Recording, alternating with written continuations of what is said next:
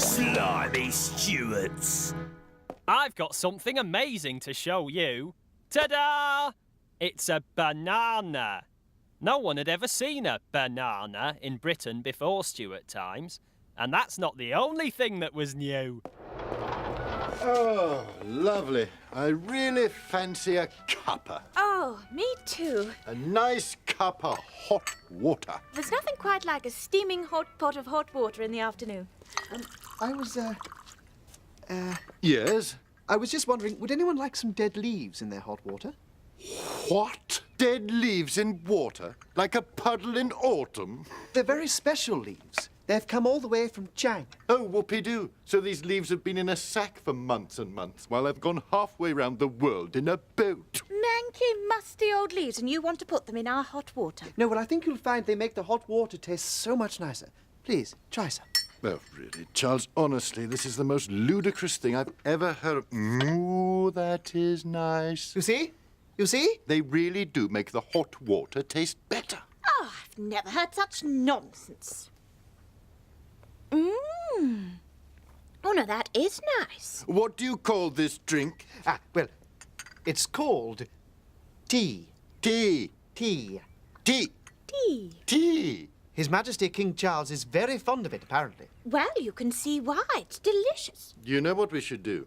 We should take these leaves of yours, put them in a small paper envelope, attach a piece of string to it, and call it a tea bag. John, is everything all right? Not really, no. Do apologize. Well, do help yourself to cake. Yes, let's distract ourselves with cake.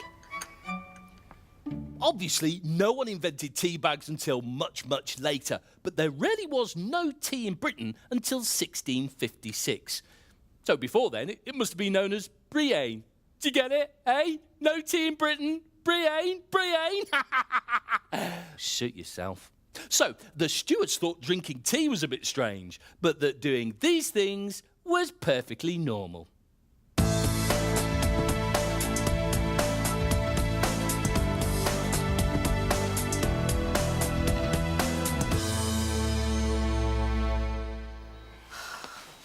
Am I going to have to wait much longer? Oh, I'm really sorry about this. We're just very short-staffed today, and I'm waiting for the replacement doctor to come in from, oh dear, the Stuart era. You burn the sole of an old shoe and then give it to the patient and then encourage him to inhale the smoke. It is the perfect Stuart cure for swallowing a snake. There we are. Now run along.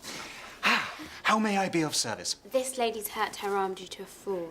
Well, it just so happens that I have in my possession a Stuart cure of note for just such an affliction. Now, I think a little bloodletting using a horse leech should do the trick. Ow! You're making it worse! Look, it's bleeding! Fear thee not. We shall stop the flow of blood using this here feather quill. Did we put the feather onto the wound? Don't be ridiculous, young woman. I think it's perfectly clear that I shall use the quill to write Veronica on her left thumb, and that should stem the flow of blood. Oh, I feel faint. I need some water. Oh, what was that? Accidentally swallowed a horse leech. Well, swallow this elixir. It will remedy the affliction in just a few moments. What is it? Vinegar mixed with fleas. I'm going to be sick.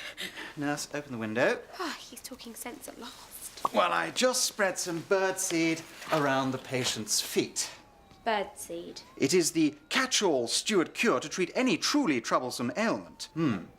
We just need some pigeons to peck at the patient's feet. We use the same treatment for Prince Henry. And did Prince Henry get better? No, he died. Still, second time lucky, eh? Now, let's get those pigeons in here. Come on, let's encourage them. Coo, coo. They'll be here soon.